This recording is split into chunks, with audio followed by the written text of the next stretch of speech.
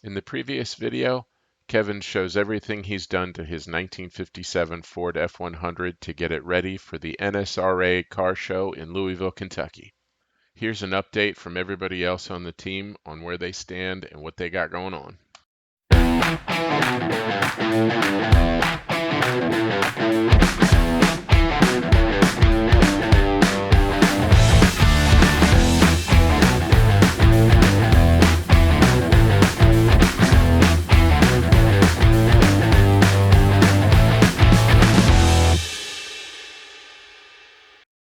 Hey, Justin with Hindsight.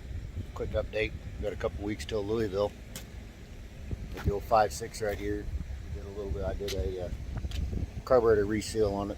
Fuel bowl was leaking. So got that thing cleaned up, ready to go. Do a little cleanup work on the engine. Not much cleanup work on the outside because you can't really clean that paint, but we sure can clean the wheels and tires. Make sure that thing fits on the trailer. Still messing with the lightning a little bit. Did a quick rattle cam paint job on the wheels. Got a couple pictures of those. Threw some different taillights on it. We're still working on the hitch and a couple of interior parts, trim pieces, getting them all cleaned up. But other than that, ready to fly. B-body. If you know, you know.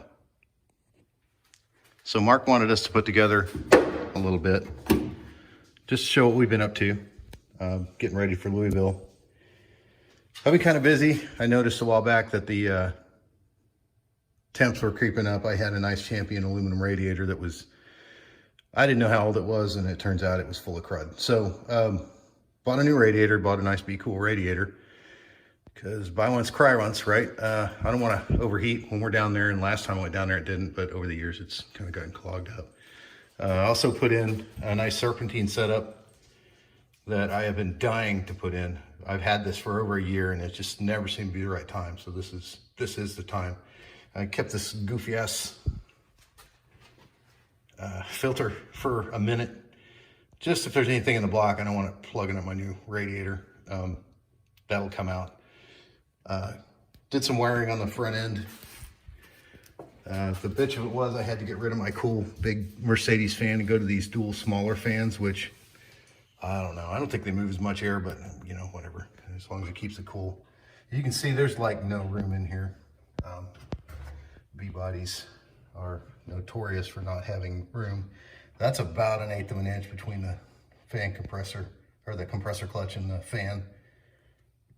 This one is actually inside, or almost inside the dish for the power steering pump, but it fit, so I'm gonna go with it.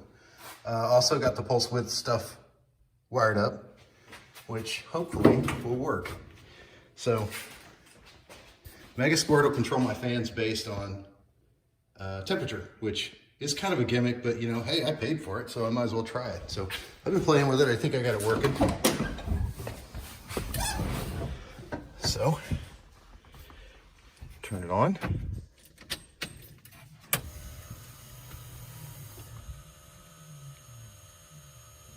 So, playing with fans. So these guys here are where we would change when and how. I got to tune that a little bit to see what it needs to stay cool. And you can see the fans are just barely running. So you can hear my IAC buzzing. Sorry about that. Oh no, Oscar, no. Shit. Oh, buddy. Okay, well, Oscar wants to go for a ride. You can help me tune, buddy? Okay.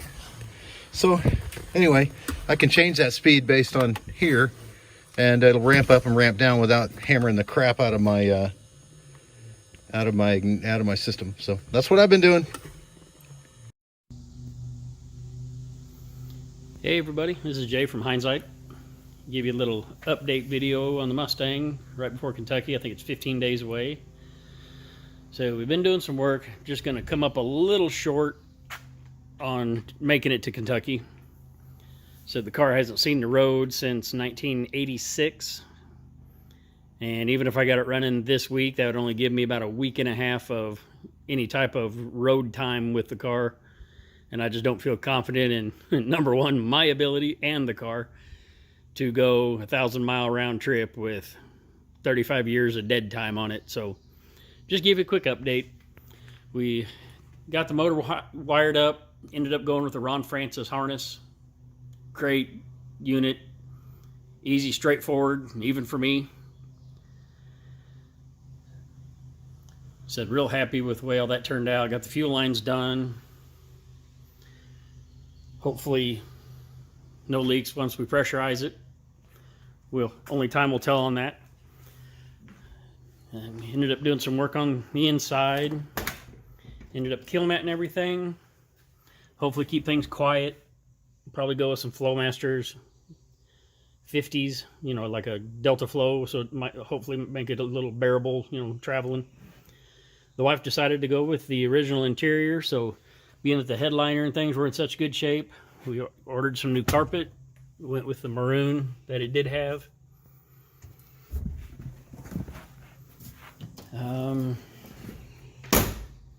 We ended up picking the Pro Car Rally seat.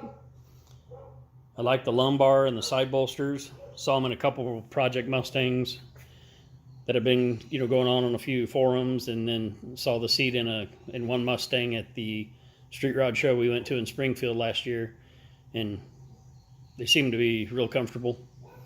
The wife decided on Magnum 500 style wheels, which I was happy with. So we went with the aluminum version by Legendary Wheel, and we ended up going with a size 16-inch. Be, you know, a little larger than stock, but not too big or it starts looking a little odd to me. We're going to go 225 50 16. That way, you know, a little bit of rubber, but I can get the car down to sit how I want to without having to worry about rolling fenders and doing all that kind of thing. So hopefully that'll look all right. Waiting for tires to come in now. Said all I have left is like battery cables, because I'm relocating the battery back to the trunk, and wire up the alternator and figure that out. Woody shot a spray out for me because I got a new hood for it. Looks like it's going to be close enough for now until we go to start painting the whole car. So that's kind of where we're at now. Sure wish I could take it to Kentucky, but just don't feel comfortable with that drive with that many years in between the rubber hitting the road. So hope to see you out in Kentucky. The rest of the fellas will be there. We'll have a good time no matter what we do. And yeah, more to come. Hey, this is Woody with Hindsight. We are 17 days away from leaving for Louisville, Kentucky. Several of us are planning on driving our rides. The ones that are actually going to make it. So far, it's looking good. I know a couple of them have ran into some snags. May not be able to make it, or at least car-wise. This one, yeah, it's been driving and everything's fine. I got a couple things I need to still do to it. I charged the AC on it last week, and it's still not working. So I don't know if it's something not clicking, relay, whatever. I need to mess with it a little bit. I need to straighten up the steering wheel. I got it aligned last week. It's actually driving straight going down the road now. Doesn't pull to the right like it was. So I'm going to straighten up the steering wheel. It's kind of crooked, but I kind of expected that after lowering it. And actually, it was like that when I bought it. So as far as getting all that done, I mean, if the AC is not working, that's not going to stop me from not driving. My main concern right now is I got COVID. I got diagnosed with that 2 days ago on a Friday. Today's Sunday. So I went and got tested. I started having symptoms on a Tuesday. Yeah, this shit sucks, but it's one of those things. I'm one of those guys that I didn't get vaccinated. I didn't obey any of the rules from the start, so that happens. I hang tight. We'll do a little walk around of the car and show you, the update. It really hadn't changed. I put different wheels and tires on the front of it. So, like I said, as long as I get over the COVID thing and I'm driving, it'll be fine. Like I said, she's been driving. I had to put a water pump in it right after we did our front yard nationals. The water pump started making all kinds of noise. It actually sounded like the rod was knocking in the engine. The thing wasn't leaking, but it was making some noise to where I thought I actually blew the engine up. Put a water pump in it, and she's been fine ever since. The only thing I've done to it since then is I put the wider front wheels on it. Those are 15 by 6s with some 215s. It drives considerably better going down the highway than the skinnies. So it's more of a driver this way, less likely to have problems going down the highway at 65, 70, whatever speed we end up running. So like I said, the AC's not working right now, but if I get over my little COVID situation thing right now, I'll get that addressed. I gotta straighten up this steering wheel. It's a little bit on the crooked side. The wheels they look straight, but they're not when it's actually driving. A little off to the side. But like I said, she's ready to go. I'll give her a bath before we leave and wax it up. Hopefully the bugs splatter off of it and don't stick. You guys have a good time. Thank you. Hello everyone, my name is Steve. I own two first generation Monte Carlos. One of them is a 1970. This one here I've had since I was 16 years old. I am 56 years of age now. This one here is the 70. It's a big block Chevy. I sure hope that these guys like to stop and get fuel because I'm gonna need it. This is a bucket seat console car.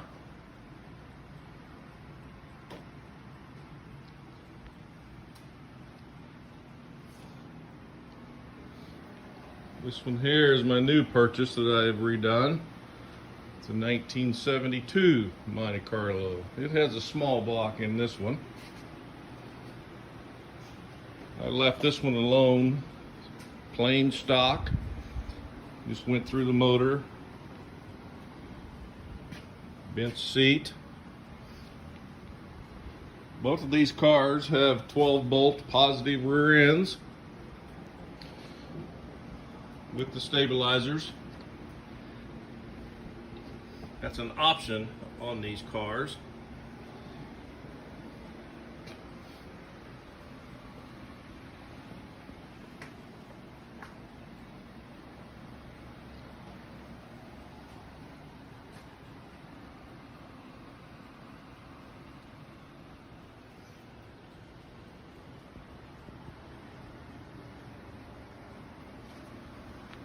So there you go. Here is an update on the Fury for the Louisville trip. So the first thing I worked on was electrical. I had a problem where if I drove it around town and parked it and then tried to start it right away, that I couldn't get it started, like I didn't have enough juice. And I noticed I have a Mercedes CO500 electric fan that I love, but when it kicks on, the voltage reading on the Holly Sniper is showing 12.5 volts, and I think that was part of my problem. So to fix that, I purchased a new battery. The other one was over 5 years old. And then I purchased this, which is a Quality Power alternator. It's got a custom aluminum case, and this particular one is rated at 250 amps with a 160 amp idle. So it was a bit pricey, but this custom case and everything is made for a big block Mopar. I could order it with the right pulley on it so that it would work with my serpentine system, and everything kind of worked really well. And after doing that, I have not had a problem since. For things I still need to do, as you can see, I have a phone mount system. So I need to fix the cigarette lighter so that I can charge my phone, and then I can use the phone as a speedometer. So the speedometer on the Fury works, but it kind of looks like Sugar Ray Leonard in his prime, where it kind of bobs and weaves anywhere from 20 to 50 miles an hour. And it's, I believe, 5 miles an hour off. So using the phone just gives me a better read on the speed I'm going. The next thing I worked on was cooling. So the last time I took this to Louisville, which was in 2019, I had trouble where at the hottest part of the day, the engine temp would get up to like 200, 202, and it was just enough to get you concerned. And so I ordered a Be Cool radiator. It's the exact same one that Cam purchased.